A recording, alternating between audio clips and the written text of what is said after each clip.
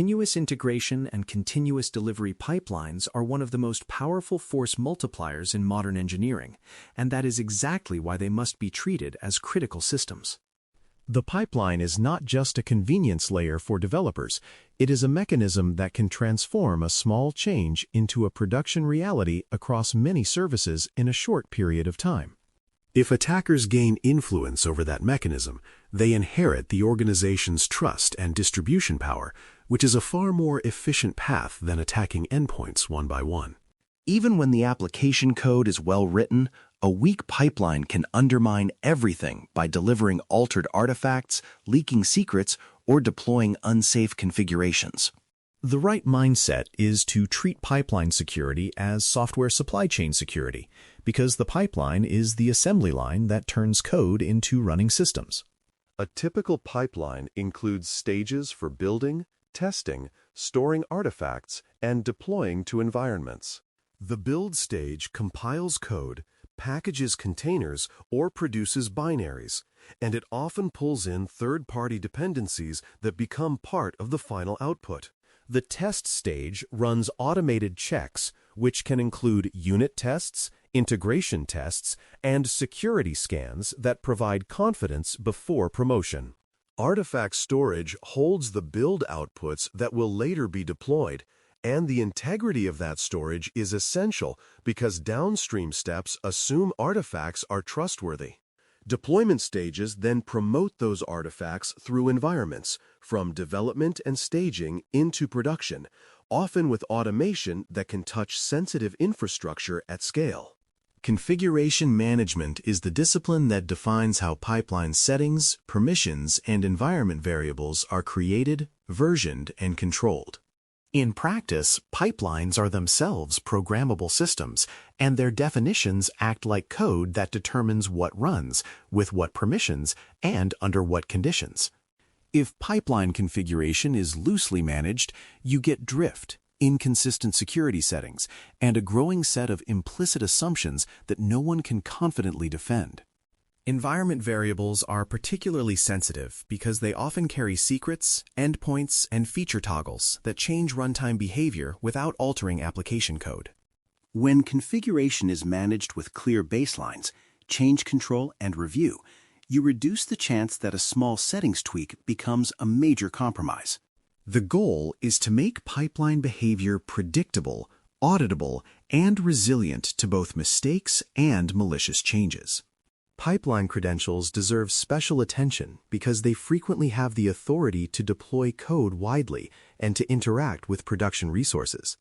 These credentials may include tokens for source control systems, keys for artifact repositories, and permissions to assume roles in cloud environments. If an attacker obtains them, the attacker may be able to pull private code, modify build steps, publish artifacts, or deploy to production without needing to compromise individual developer accounts. Strong protection means minimizing where credentials are stored, limiting who can read them, and preventing them from being exposed in logs or debug output. It also means using short-lived credentials where possible and ensuring that compromised tokens can be revoked quickly. A useful mental model is that pipeline credentials often have more operational power than a single administrator because they can act repeatedly and at scale. Artifact repositories are a central trust point because they store the outputs that downstream systems consume. Once an artifact is published, other stages assume it is the correct build output, and production often treats it as authoritative.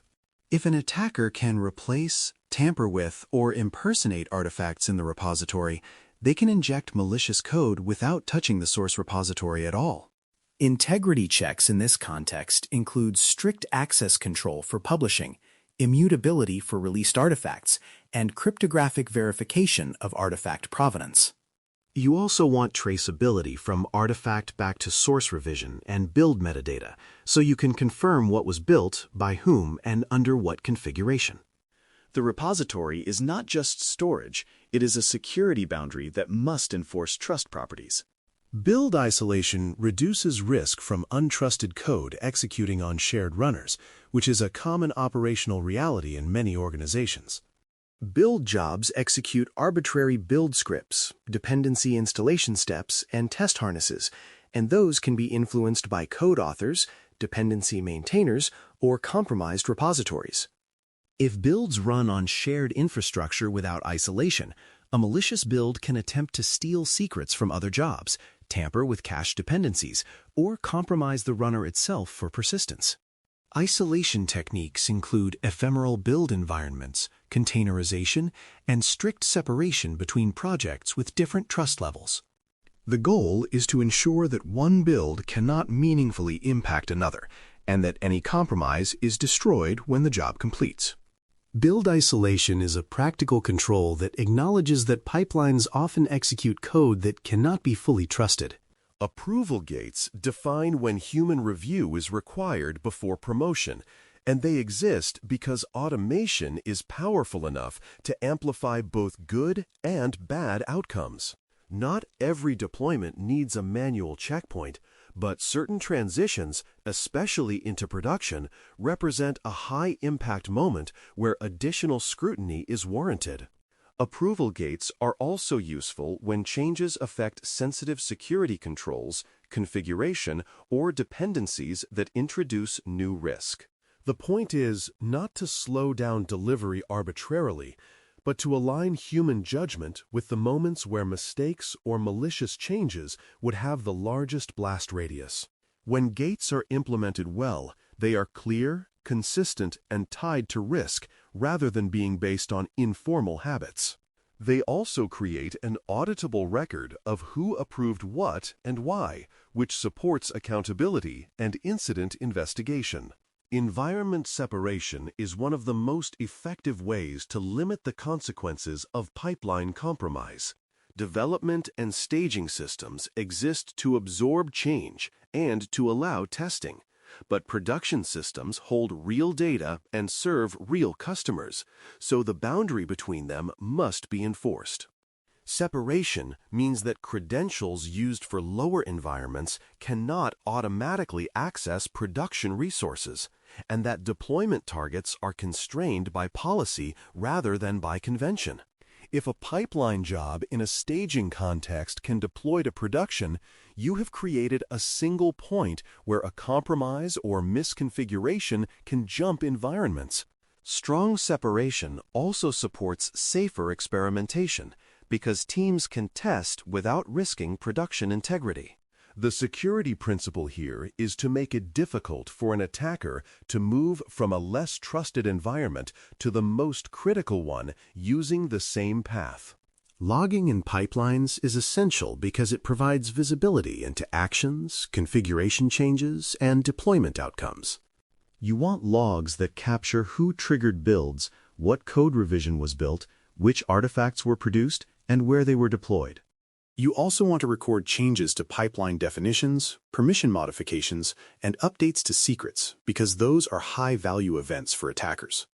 Logging should support detection, meaning you monitor for abnormal patterns like unusual deployment timing, unexpected artifact publishing, or changes to approval logic. Retention matters because supply chain attacks can be slow and subtle, and short retention windows can erase the evidence needed to understand the intrusion. Good pipeline logging is not just for compliance. It is how you preserve your ability to investigate and respond. Supply chain integrity depends on reproducible builds and signed artifacts because trust must be anchored in verifiable evidence rather than in hope. A reproducible build is one where the same input source and dependencies produce the same output, which makes tampering easier to detect and anomalies easier to investigate. Signed artifacts provide cryptographic assurance that an artifact was produced by an authorized build process and has not been altered since signing. Together, these practices reduce the chance that a compromised mirror, storage layer, or network path can quietly introduce altered binaries. They also support stronger deployment policies where environments verify signatures before accepting artifacts. The key idea is that integrity must be measurable, not assumed, especially when automation is distributing software continuously. Dependency retrieval is another trust boundary that deserves control because poisoned packages can enter builds through the same convenience mechanisms that make modern development fast. Pipelines often fetch dependencies automatically from public repositories, and that can expose you to malicious packages, typo squatting, or compromised upstream maintainers. Control can include allowing only vetted repositories, pinning versions, using checksums, and caching approved dependencies in internal registries. It also involves governance over dependency updates, because rapid, uncontrolled updates can import risk faster than teams can evaluate it. This is not an argument against third-party code, but a recognition that dependency flows are part of your attack surface. If you do not control what you pull, you do not fully control what you build. Rollback capability supports recovery when deployments introduce defects or exposure, and it is a security concern as much as an availability concern. When a release causes an outage or introduces a vulnerability, the ability to revert quickly limits damage and reduces pressure on responders. Rollback requires more than a button, because it depends on having known good artifacts, stable deployment procedures, and an understanding of what state changes must be reversed. In distributed systems, rollback can be complicated by database migrations and configuration changes that are not easily undone. That complexity is exactly why rollback should be designed and practiced, not improvised under stress. In a security context, rollback is a containment and resilience tool that helps you recover from a bad release, whether the cause is accidental or malicious. Permissions within pipeline ecosystems should separate code authorship from release authority and administration, because concentration of power creates a single point of failure. If the same identity can write code, approve merges, modify pipeline definitions, manage secrets, and trigger production deployments, then compromise of that identity is catastrophic. Separation of duties reduces this risk by ensuring that sensitive actions require different roles, or at least different approvals. It also helps prevent insider threats and reduces accidental damage, because administrative changes and releases are performed by those who understand their impact. In practice, this means carefully designing roles for developers, release engineers, and administrators, and ensuring those roles are enforced by the tooling rather than by informal trust.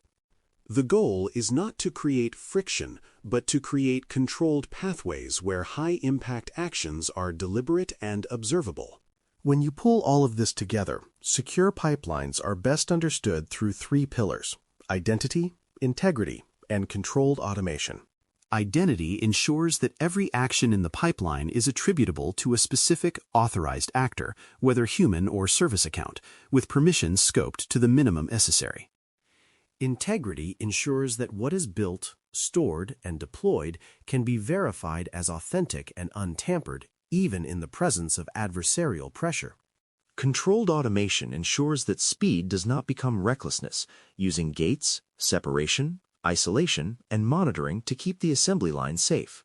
Pipelines will always be high-value targets because they sit at the convergence of code and production authority.